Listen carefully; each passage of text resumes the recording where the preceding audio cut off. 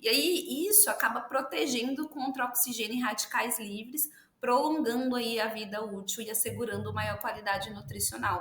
Vocês, né, trabalhando no P&D de uma empresa, né, para definir essas concentrações que vão ser colocadas, incluídas no alimento, né, como vocês trabalham aí dentro do P&D, né, de um novo alimento, para fechar essa concentração e definir, ó, no alimento destinado para essa função eu vou colocar tanto de EPA e DHA, né? Como que é feito esse trabalho aí dentro?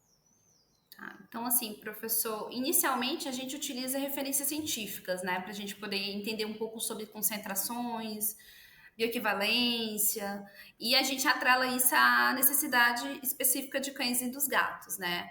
Uhum. Dado isso, a gente vai para o tipo de categoria. Então, a gente entende que a categoria Super Prêmio, por exemplo, é uma categoria que tem esse olhar mais científico de funcionalidade dos ingredientes, né?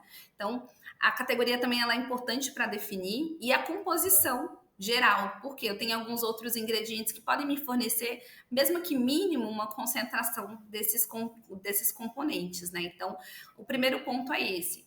Dado isso, a gente ajusta os níveis, né, considerando a biodisponibilidade, a estabilidade no processo produtivo e também a aceitação dos pets, porque a gente tem que verificar se aquela dose ela é efetiva ou não, né?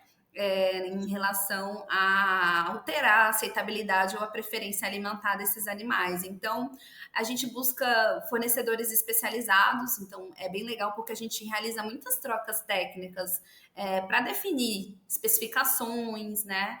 A forma de apresentação, para vocês terem ideia, né? Parece até assim brincadeira, mas até a forma de apresentação da matéria-prima a gente tem que considerar. Por quê? Porque às vezes o meu meio ambiente não vai conseguir absorver aquele galão ou aquele tipo de recipiente. A gente precisa reciclar isso, a gente não pode ficar com isso Uhum. aqui, né? Então, até isso a gente precisa ter no olhar nessa decisão, né? Então, basicamente, a gente pega, né, esses requisitos, os requisitos nutricionais que a gente desenha juntamente com esse fornecedor, e aí a gente começa a caracterizar esse ingrediente, então, do aspecto microbiológico, químico, físico, nutricional, né? E aí a gente consegue estruturar especificações confiadas, alinhadas às metas da formulação ali, né? E aí um ponto importante, a gente avalia a relação de ômega 3 e 6, assegurando ali sempre aquele equilíbrio necessário para os benefícios desejados, para que o organismo do animal fique ali em equilíbrio. Tá? Uhum. E aí a gente vai verificar a conformidade regulatória junto ao mapa, a gente avalia o impacto da matéria-prima no sistema produtivo, como eu já mencionei, né? E aí a Uhum. gente realiza e conduz, por fim, aí, testes de palatabilidade para medir o impacto da aceitação. Então, acho que dessa forma a gente consegue entregar benefícios consistentes. Então, as doses, elas são sempre nessa visão, né? O Uhum. objetivo do produto, categoria do produto, quais são os dados gerais de literatura que a gente tem sobre a efetividade ou talvez o uso desse ingrediente, associado também a custo, né? O quanto que isso vai Exato. gerar de impacto financeiro, impacto econômico dentro da minha formulação. Legal. É muito bom, né, essa questão aí de passar, né, essa complexidade aí que é, né, desenvolver um produto todo baseado, né, na questão, baseado na ciência, né? E aí que a gente vê o quão é importante, né, a pesquisa, né, para todos os campos, a gente sabe que são importantes, né, mas na área de nutrição propriamente dito aí, a gente sabe, né, o quanto é importante quem está desse lado aí, né, olhando Verdade. justamente, procurando assim, ó, eu quero saber qual é a palatabilidade do ingrediente, qual é a sua digestibilidade, qual a concentração que ele funcionou para a parte imunológica, né? E isso aí é, são muitos anos, né, de desenvolvimento de trabalhos, pesquisas, publicações, para que a gente tenha essas informações disponíveis, né? E Com essa certeza. é justamente a próxima questão aí que eu gostaria de conversar com você, né? Parece que atualmente os ácidos graxos ômega 3 para pet food, eles estão bem consolidados, né? A gente vê que o consumidor reconhece o seu papel, né? A indústria reconhece o seu papel e utiliza, né, bastante. E Mas quando a gente olha para o lado científico, né, a gente vê que ainda existem muitas lacunas, porque são muitas aplicações, né, de ômega 3, né? E o que você acredita aí que vai ser o futuro das pesquisas para a aplicação aí desses ácidos graxos em pet food?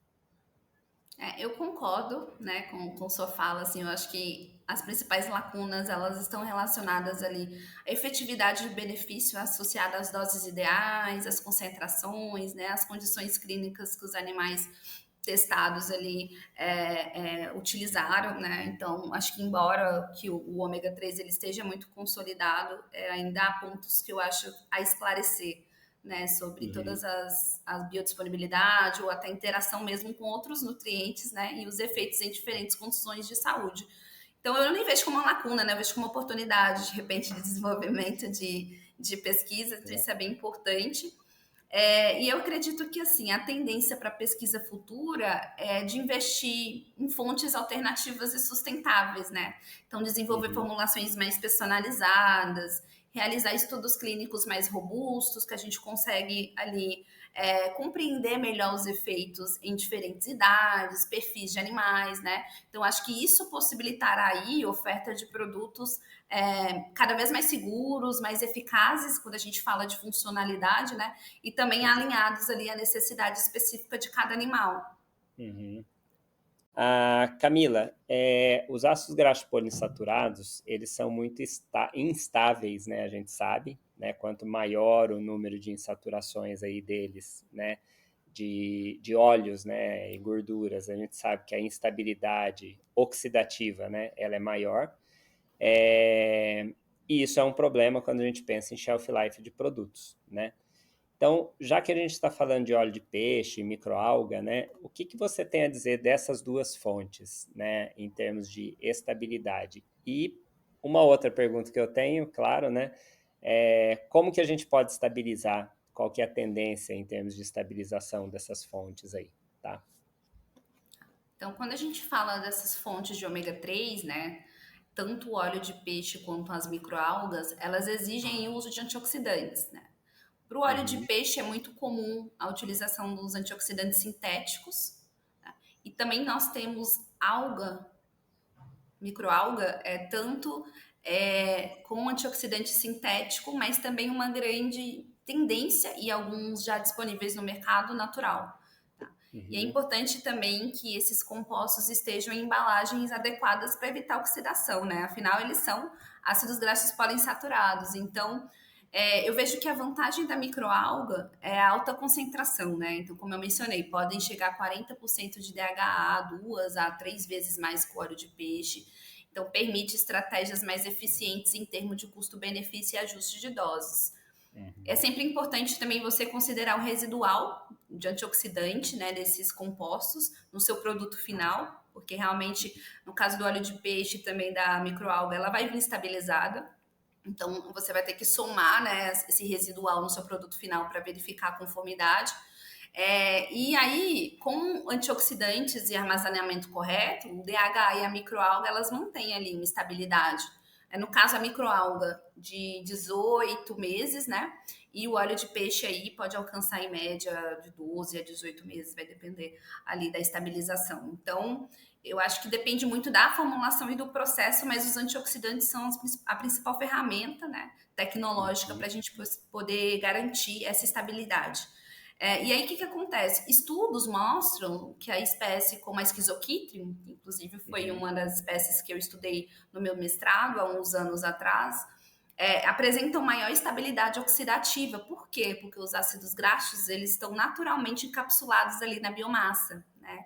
E além disso, essas microalgas elas contêm antioxidantes naturais, aí, como os carotenoides, vitamina E, esteróis, fenólicos.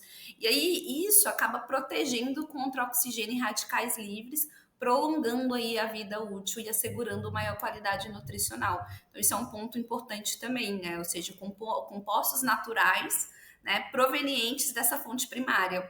E aí, quando a gente vê o óleo de peixe, por exemplo, pelo fato dele passar por uma extração mecânica, né, a gente já não considera como uma fonte primária. Então, teoricamente, ela já Uhum. tem ali todo um estresse do processo mecânico. Então, isso deixa seus ácidos graxos mais susceptíveis à oxidação, Ácidos, né? né? Uhum. Isso, exatamente. Então, isso é bem importante considerar, né? Só que ambas as fontes, elas são viáveis e bem aplicadas em alimentos para pets, né? Então, a escolha, Uhum. como eu mencionei, estratégica e objetivo da formulação.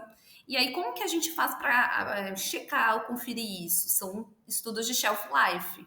Então, quando a gente Uhum. fala principalmente de aplicação de óleo de peixe, que é por recobrimento, isso é bem ainda mais necessário, né? Porque você está associando ele com outros óleos, né, uma aplicação por cobertura. Então é bem importante fazer o acompanhamento, mas a microalga da mesma forma, porque ela vai na sua pré-mistura. Então você precisa ver como é que é o comportamento dela ali em interação com outros nutrientes, né? Então mesmo que esse ingrediente você saiba que ele sabe que ele passa por uma estabilização, esse acompanhamento por parte da companhia, né, de pet food, ela é bem importante porque mostra uma preocupação da nossa qualidade do produto final. Então, sempre que a gente faz um uso, né, diferente de um ingrediente, ou uma substituição de um óleo de peixe para uma microalga, ou uma outra coisa nesse sentido, que a gente sempre acompanha a estabilidade, né? Porque é como a gente vai garantir o nosso shelf life final lá e o produto final de qualidade para o nosso pet.